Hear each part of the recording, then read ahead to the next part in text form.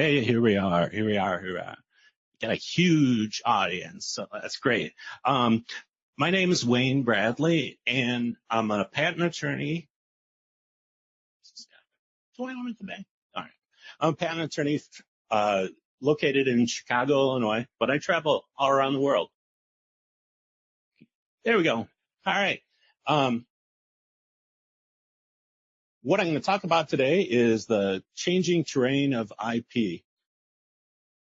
What I did is I looked at the news and kind of correlated that with what broadcasting is doing and a little bit of the questions that I get from people every once in a while. How do I protect my intellectual property? Can I just have a trade secret? Isn't it just copyright? Don't I just get it automatically? So this is a little bit of background about me. But let me get into the technology. So okay, I'm just hearing myself come back on the feedback. All right, thanks. I was looking at all of the stations here, and I toured around all yesterday, and I was looking at sort of how IP is divided based on the technologies that broadcasters are interested in. And I sort of put this in a two-dimensional grid.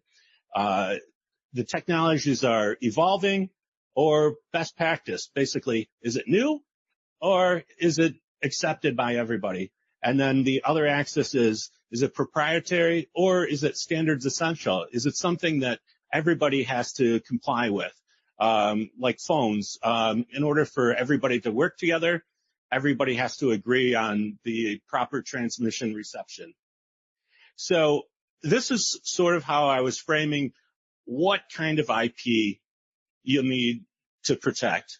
And the top corner, sort of the example of evolving technology, proprietary solution is the Apple Pro or the Apple Vision Pro. And for the broadcasters, you're not seeing this yet, but this is evolving where they're going to be using this as a new platform. I see some cameras like the Canon are starting to have virtual reality cameras and just starting on the edge of using this as broadcasting. But this is an example. Apple patents everything, and it's new stuff. So this is sort of open area. They can get patents on these things because they're brand new, and they don't have to comply or they don't have to go through a commission with the standards committee. The pink area is proprietary solutions that are industry best practices. So these are personalized marketing. So this is sort of what's going on behind the curtain. This is how you can have a conversation in your house and Alexa picks it up, and next thing you know, here's an ad on your Facebook for something new that you were talking about and had no idea. How do they do it? I don't know. They don't want anybody to know. So typically that will not be a patented area. Evolving technologies, standards essential. That in this conference section, that's one of the big things here is the next generation TV, next generation audio standards. So this is where my background was. I spent a dozen years in the cellular industry and would go to these standards committees, and it was more of a political sort of wrangling back and forth. It would be Qualcomm, Motorola saying, I've got the best technology. Here's my papers. And it was all to get their patents in the standards so that then they could get license from everybody that's using the patents. So this is sort of a long process to get things negotiated into the standards, but you get what's called a standards essential patent. You get the standards committee to agree that your patent is the way that everybody should operate their system.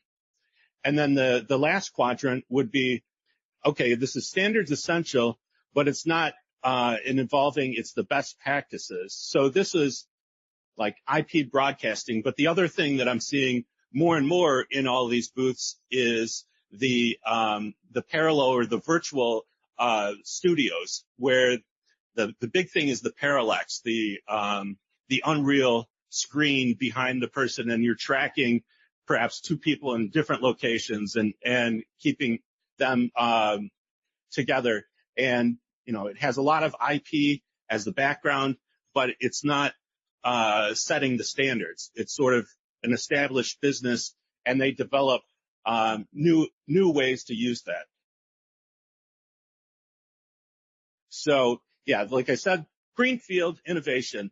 So this is like wide open, new ideas, and that's the secret desire extraction mechanism.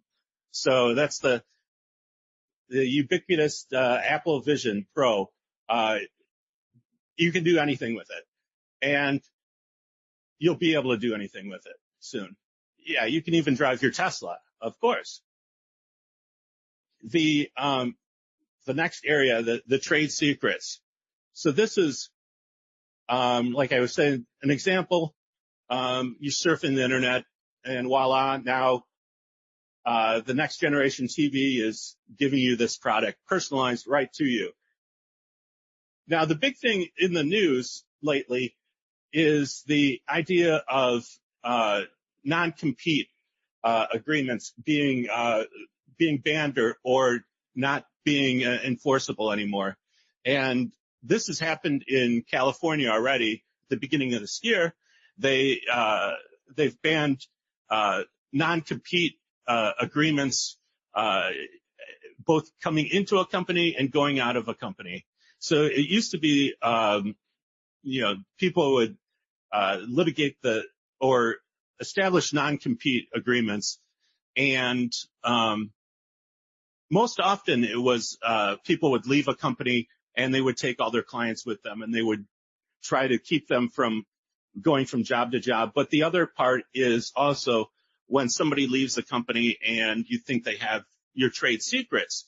Trade secrets are hard to prove that somebody has taken, but it used to be easier just to take somebody and say, well, they went from my company to company B, and we had a non-compete.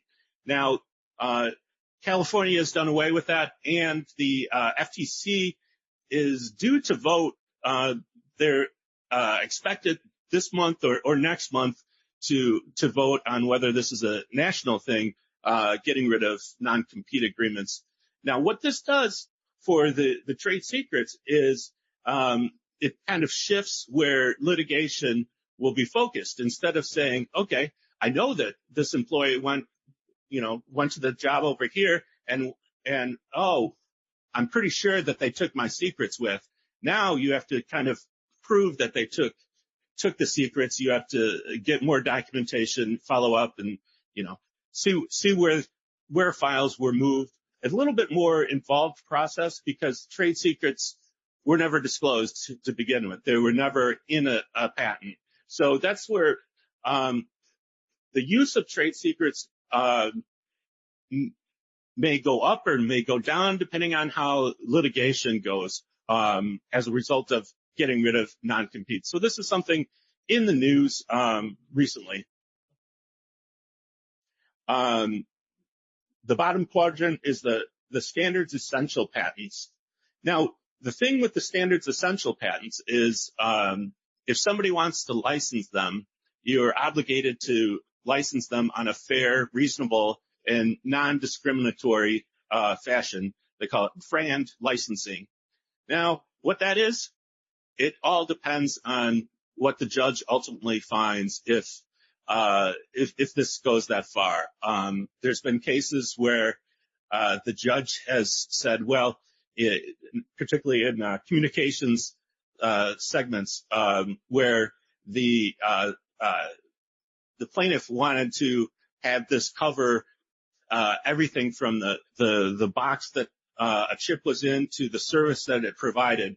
And what the judge ultimately found was it was just the chip inside the box, and instead of $10,000, it was 10 cents that they were found to be obligated to. So standards essential patents although they're licensable, it's not a definite standard for how much a standards essential patent can. Still, all right, I'll bring it up. So it's not a definite standard on how much you're going to get or what percentage of the market share you'll get with your standards. And again, in the cellular side of things, now there's the 5G and the 6G standards committees, and they estimate that 1 in 6 patents that are filed now are related, or that the companies say that they are standards essential. And a lot of this is gamesmanship of companies just saying, well, I'm doing something cellular, it's got to be essential. So again, there's some wiggle room on what is standards essential, because in many industries, it's self-declared.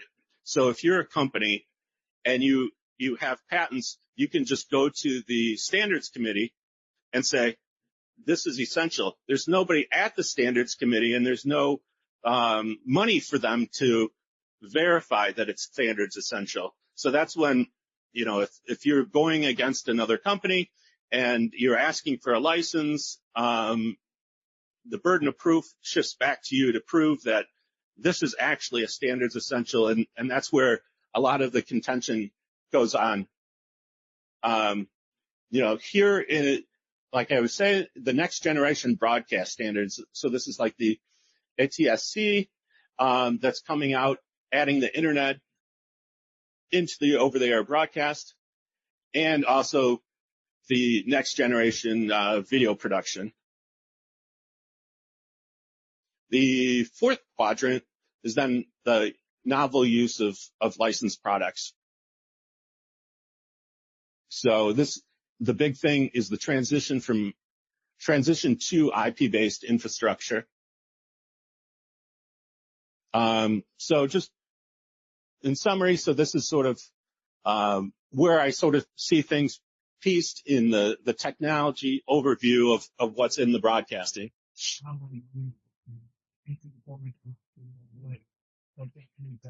And I think that's it. Yep, that's what I got. Thanks.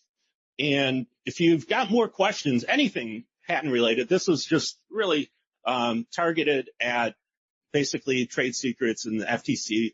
But come over and talk to me and answer any questions you got on IP or patents, trade secrets, copyrights, anything like that. So thanks.